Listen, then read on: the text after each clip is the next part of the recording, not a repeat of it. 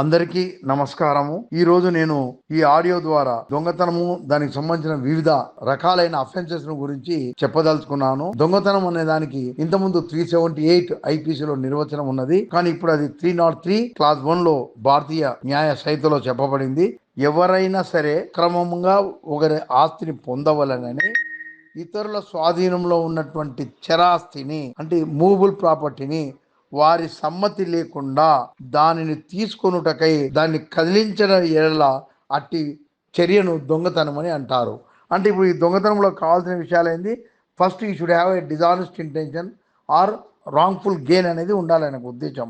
అంటే ఎట్లా, ఏది రాంగ్ఫుల్ గెయిన్ అంటారంటే తనకు సంబంధం కానటువంటి ప్రాపర్టీని చట్ట వ్యతిరేక ద్వారా అంటే చట్టరీత్యా తనకు అధికారం లేనటువంటి ఆస్తిని చట్ట వ్యతిరేక పద్ధతుల ద్వారా పొందేదాన్ని అక్రమ అర్జన అని అంటారు.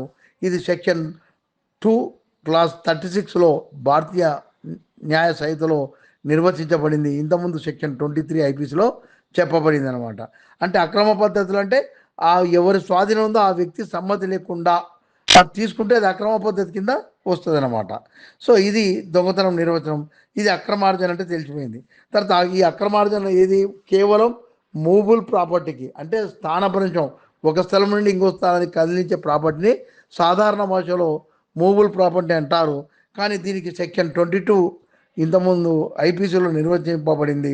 ఇప్పుడు మనకు దీనికి సెక్షన్ 2 క్లాస్ 21లో బిఎన్ఎస్లో నిర్వచించబడింది. అంటే ఏంటిది?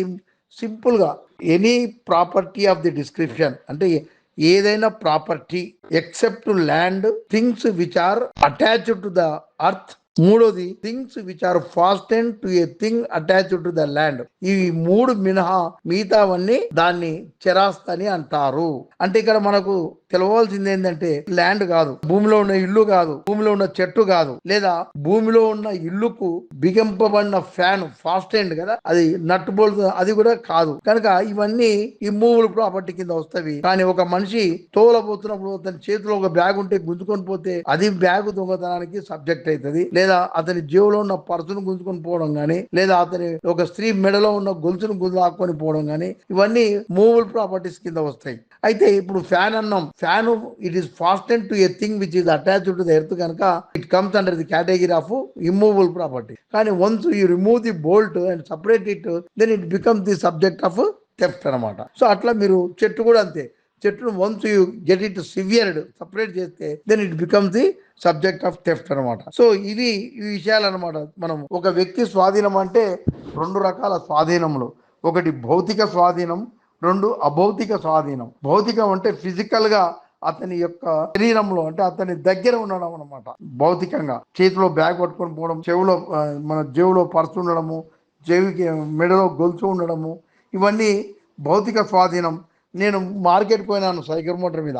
సైకిల్ మోటార్ బయట పెట్టి మార్కెట్లోనికి పోతే అది నా భౌతిక స్వాధీనంలో లేదు ఇప్పుడు. కానీ భౌతిక స్వాధీనం అంటే సైకాలజికల్ గా నా స్వాధీనంలో ఉన్నట్టు అనమాట. ఎగ్జాంపుల్, దాని మీద అదుపు, ఆజ్ఞ, కంట్రోల్ నాకు తప్పితే వేరేలోకి ఎవరికి ఉండవు కనుక దాన్ని కూడా స్వాధీనం కింద లెక్కేస్తారు. ఫిజికల్ కాకుండా నాన్ ఫిజికల్ ఫామ్ లో స్వాధీనంలో ఉన్నట్లు అనమాట. ఇలాంటి ఆస్తిని ఆ వ్యక్తికి ఎవరి స్వాధీనంలో ఆ వ్యక్తి సమ్మతి లేకుండా, సమ్మతి అంటే ఇక్కడ రెండు రకాలు. ఒకటి అంటే అతని యొక్క ఇష్టము, అతని అంగీకారం లేకుండా అన్నమాట. అంటే సమ్మతి అంటే డెఫినేషన్ ఏంటంటే విత్ ది కన్సెంట్. అంటే దాని అర్థమైంది, అతను నోటి మాటలతో అనుమతించినా, రాతపూర్వకంగా అనుమతించినా అది ఎక్స్ప్రెస్ కన్సెంట్ అంటారు. ఇంప్లైడ్ అంటే ఊహించే కన్సెంట్. అంటే అతను చెప్పకుండా గానీ అది ఊహించబడుతుంది సమ్మతి ఉన్నట్లు. సపోజ్ ఒక తండ్రి తన గడియారాన్ని టేబుల్ మీద పెడితే ఇంట్లో వాళ్ళ కొడుకు తండ్రికి తెలియకుండా తీసుకుపోతే కూడా అతని సమ్మతి లేకుండా తీసుకుపోయినట్టు అని అనుకుంటాం. కానీ ఇక్కడ ఇంప్లైడ్ కన్సెంట్ ఉన్నట్లు. ఎందుకంటే వాడు తీసుకున్నప్పుడు నా తండ్రి నన్ను ఏమన్నా ధోరణితో తీసుకుపోతాను, అది దొంగతనం కిందకి రాదు. సో మనకు physical position, non physical position, తర్వాత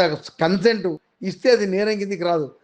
వితౌట్ ఈస్ కన్సెంట్ కనుక, అగెనిస్ట్ ఈస్ కన్సెంట్ కనుక ఈ కన్సెంట్ ఇచ్చేది అంటే ఇంప్లైడ్ ఆర్ ఎక్స్ప్రెస్ రెండు రకాలు ఉంటాయన్నమాట. తర్వాత మనకు మూవబుల్ ప్రాపర్టీ, ఇలాంటి వాటిని ఎవరైనా దొంగిలిస్తే అనుమతి లేకుండా అతని స్వాధీనం నుండి ఆ వస్తువును తీసుకుంటే కదిలిస్తేనే అట్టి చర్యను దొంగతనం అని అంటారు. ఇందులో శిక్ష సెక్షన్ 303 క్లాస్ 2 లో చెప్పబడింది. దీనికి శిక్ష 3 సంవత్సరములు లేదా సాధారణ జైలు శిక్ష. ఇందులో గాను 3 సంవత్సరముల జైలు శిక్ష అంటే సాధారణ లేదా కఠిన కారాగార శిక్ష, లేదా జరిమానా, లేదా రెండింటి యుక్తంగా. తర్వాత దీనినే సబ్సిక్వెంట్ ఒకసారి దొంగతనం చేసి రుజువైతే రెండోసారి కూడా నేరం చేస్తే అది కూడా 303(2) లో చెప్పబడింది. రెండోసారి చేస్తే మినిమం 1 ఇయర్ జైలు శిక్ష, ఎక్కువ 5 సంవత్సరాల వరకు మరియు జరిమానా విధించబడుతుంది. ఇంతే కాకుండా 5,000 రూపాయల లోపల ఉన్న ప్రాపర్టీని దొంగతనం చేస్తే అది కూడా దొంగతనం కిందనే లెక్క. కానీ దాన్ని సమ్మరీ ట్రయల్ అంటే సంక్షిప్తంగా విచారణ జరపబడుతుంది. షార్ట్ కట్ మెథడ్ లో ఒకవేళ ఆ నేరం రుజువైతే అందులోకి జైలు శిక్ష గానీ లేదా జరిమానా గానీ లేకుండా కమ్యూనిటీ సర్వీసెస్ అని కొత్త రకమైన శిక్ష వచ్చింది. ఆ శిక్షను విధిస్తారనమాట. అంటే ప్రజలకు సేవకు సంబంధించిన ఏదైనా శిక్ష వేస్తే ఆ సేవను చేయాలన్నమాట. అయితే మనకి ఇప్పుడు ముఖ్యమైన మార్పు ఏంటంటే మనకి ఇంతకుముందు మూవబుల్ ప్రాపర్టీ అంటే ఫిజికల్ ఫామ్ లో ఉండేటివే ఉండే, అంటే corporeal property of any description ఉండే. కార్పొరియల్ వర్డ్ అనేది మూవబుల్ ప్రాపర్టీకి తొలగించిన ప్రాపర్టీ ఆఫ్ ఎనీ డిస్క్రిప్షన్ అంటే it is patent rights, copy rights, data lying in a software or stored in a software, దాంట్లో స్టోర్ చేసిన దాన్ని వాటిని కూడా తీసుకుంటే అది కూడా దొంగతనం కింద చెప్పబడింది. కనుక ఇది మనకు అదనంగా యాడ్ అయింది మూవబుల్ ప్రాపర్టీలో. కనుక మనం కంప్యూటర్లోకి వెళ్ళి ఏదైనా ఇన్ఫర్మేషన్ దొంగలిస్తే మనం థెఫ్ట్ కేసు కూడా పెట్టొచ్చు. సెక్షన్ 303 సబ్సెక్షన్ 1 కింద పెట్టొచ్చు అనమాట. ఇవి ఈ విధమైన మార్పులను గ్రహించగలరని కోరుతున్నాను. సెక్షన్ 304 భారతీయ న్యాయ సంహిత స్నాచింగ్ అనేది ఒక కొత్త అఫెన్స్ ఇన్కార్పొరేట్ చేసినారు. దీని ఉద్దేశం ఏంటంటే ఇంతకుముందు రోడ్ల మీద పోతుంటే చైన్లు లాగడము, తర్వాత జేబులోకి వెళ్ళి పర్సును గుంజుకోవడము, లేదా చేతుల బ్యాగ్ పట్టుకుంటే బలవంతంగా గుంజుకొని పోవడము, వీటికి మనకి ఇండిపెండెంట్ అఫెన్సెస్ లేకుండా అప్పుడు మనం 356 ఐపీసీ మరియు 379 ఐపీసీ రెండు కలిపి పెడుతుంది. 356 ఏంటంటే whoever uses criminal force or assault in order to commit theft, ఆడి వరకు ఒక అఫెన్స్, మన థెఫ్ట్ జరిగినందుకు ఇంకొక అఫెన్స్ 379 పెడుతుంది. ఇప్పుడు మనకు దాంతో అవసరం లేకుండా సెక్షన్ 304 అనే కొత్త ప్రొవిజన్ మనకు బిఎన్ఎస్ లో వచ్చింది. ఇందులో శిక్ష 3 సంవత్సరాల వరకు సాధారణ లేదా కఠిన జైలు శిక్ష మరియు జరిమానా కూడా విధించబడదు. అయితే థెఫ్ట్ కు దీనికి డిఫరెన్స్ ఏంటంటే దాంట్లో జైలు శిక్ష లేదా జరిమానా ఉండేవి, కానీ దీంట్లో కంపల్సరీ జైలు శిక్ష మరియు జరిమానా కూడా విధించడం జరుగుతుంది. నెక్స్ట్ మనకు సెక్షన్ 305 ఐపీసీ, మనకి ఇంతకుముందు ఇది సెక్షన్ 380 ఉండే హౌస్ థెఫ్ట్ అని. అయితే ఇప్పుడు దీంట్లో కొన్ని కొత్త విషయాలు చేర్చినారు. ఫస్ట్ మనకు దీనికి డెఫినేషన్ హెడ్డింగ్లో theft in a dwelling house comma పెట్టి ఎట్సెట్రా అని ఉంది. అంటే దీంట్లో ఏంటిదంటే ఈయన కొత్త విషయాలు ఏముందంటే వస్తువులను కానీ మనుషులను కానీ రవాణా చేయు వాహనములను దొంగతనం చేసిన, లేదా వస్తువులను రవాణా చేయు వాహనముల యందు ఏదైనా దొంగతనం చేసిన, లేదా ప్రార్థనా మందిరంలో కానీ దేవతా విగ్రహంలో కానీ లేదా ఐకాన్లను దొంగతనం చేసిన, అలాగే గవర్నమెంట్ లేదా లోకల్ అథారిటీకి సంబంధించిన ఏదైనా ఆస్తిని దొంగతనం చేసిన, ఇవి మామూలుగా ఇవి కొత్తగా. అయితే ఇప్పుడు దీంట్లో పాతది ఏంటంటే ఒక మనుషుల నివాసం ఉన్న స్థలంలో ఏదైనా దొంగతనం చేసిన, లేదా గుడారంలో లేదా వెజల్లో చేసిన, అది మనకు 380 ఉంది. అది యథావిధిగా పెట్టినారు. దాంతోపాటు ఇది కూడా ఉంది, అంటే మనుషుల నివాసం ఉన్నదే కాకుండా వస్తువులను భద్రపరచు ఇండ్లలో కూడా దొంగతనం చేస్తే కూడా ఇది సెక్షన్ 305 అప్లై అవుతుంది. ఇందులో శిక్ష 7 సంవత్సరాల వరకు కఠిన కారాగార లేదా సాధారణ శిక్ష మరియు జరిమానా విధించబడును. నెక్స్ట్ అఫెన్స్ ఏంటంటే 306 భారతీయ న్యాయ సంహిత. ఇంతకుముందు మనకు 381 ఐపీసీలో ఉన్నది. Theft committed by a clerk or servant, అంటే ఇక్కడ ఒక యజమాని దగ్గర పనిచేస్తున్న ఒక క్లర్క్, అంటే అకౌంట్స్ రాసేటోళ్ళు లేదా ఏమైనా వ్రాతలు రాసేటోళ్ళు, ఏదైనా వ్యవహారంలో రాతలు రాసేటోళ్ళను క్లర్క్ అంటారు.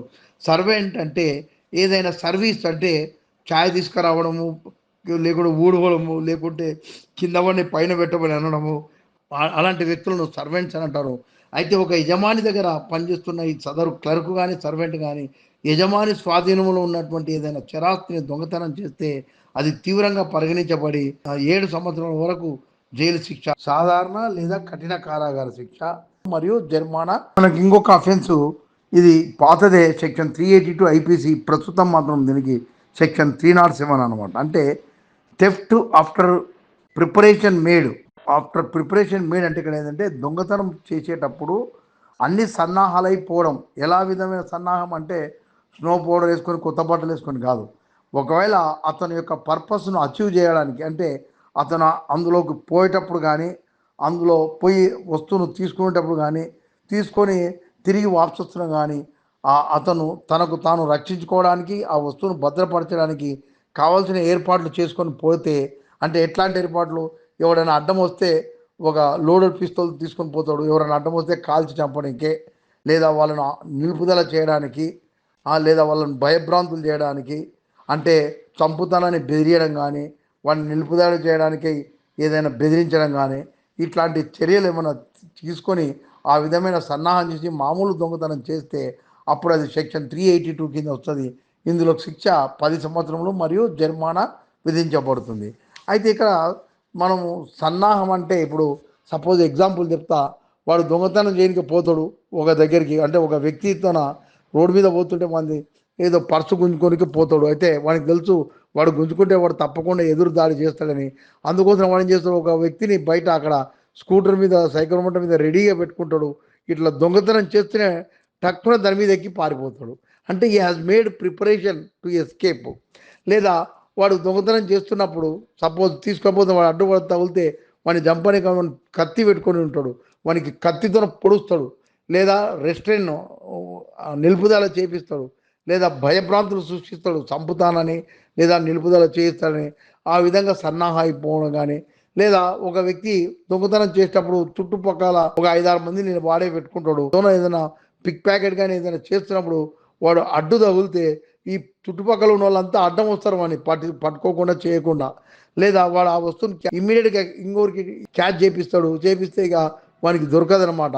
వీడిని పట్టుకోకుండా వస్తువు దొరకకుండా అన్ని రకాల ప్రయత్నాలు చేసి ఆ విధంగా తయారైపోయి మామూలు దొంగతనం చేస్తే అది 382 ఇంతకుముందు ఐపీసీ ఉండే, ఇప్పుడు 307 బిఎన్ఎస్ కింద అనమాట. ఈ విధమైన పలు రకాలైన థెఫ్ట్ల గురించి మనము 379, 380, 381, 382 దానికి సంబంధించి మనం ఇప్పుడు 303, 304, 305, 306, 307 వరకు చెప్పుకున్నాము.